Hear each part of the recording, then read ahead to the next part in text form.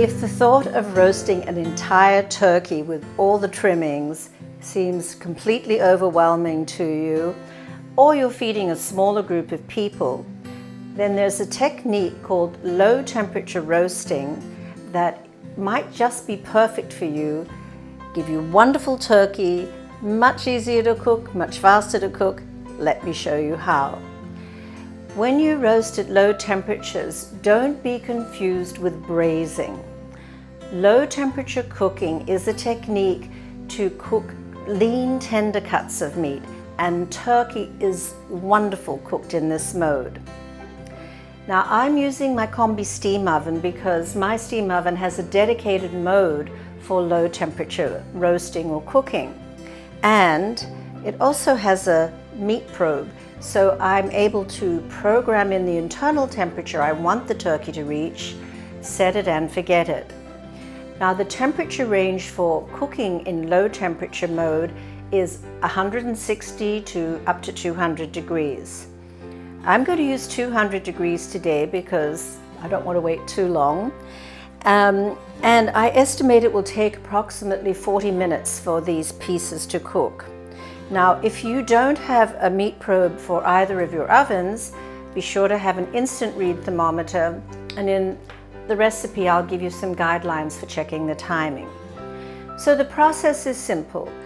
You choose the turkey pieces you want to cook, season them a day or two in advance. The secret to great flavor is kosher salt. Put your preferred seasoning on. Then, of course, let the turkey pieces rest outside of the refrigerator so they're not too cold. Cook them in the oven.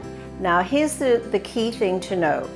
If your target internal temperature is going to be 165 degrees, you could always target a little bit lower, because the next step in finishing the turkey pieces is to cook them at a high temperature for a short period of time to get the browning and the crisping that you want.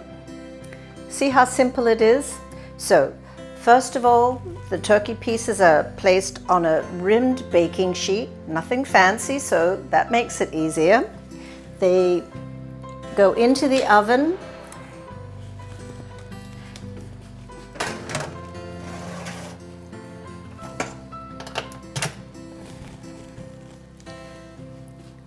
Now I'm going to set my core temperature probe. I'll go to 160.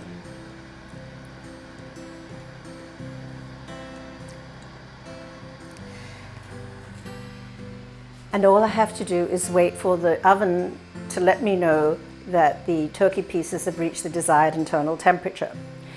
Now, when you're planning a meal with low temperature roast turkey, there are some things you have to consider.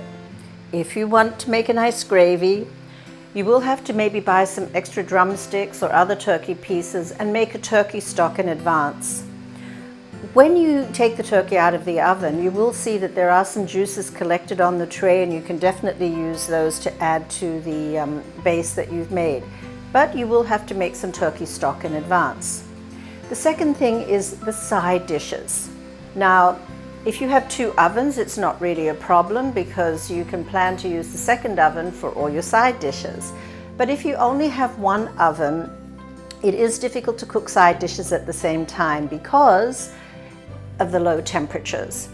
However, once the turkey comes out of the oven and it's been through the process of the high heat to give it that finish, you have to rest the turkey before you can carve it. Crank up the oven, use the magic of convection, layer in all those side dishes, and you'll have an easy, delicious, really fabulous meal. Now, there are a couple of options for doing the high heat finish. I'm going to just use my combi steam oven at a high temperature with no humidity, but very often I like to take the turkey pieces and put them on the grill, on the outdoor grill to finish. Honestly, I don't think I've ever tasted better turkey than when it's done that way. So, the details will be in the recipe, so click on the link, but make it simple, have a wonderful, enjoyable Thanksgiving meal that will astound you with its great flavor.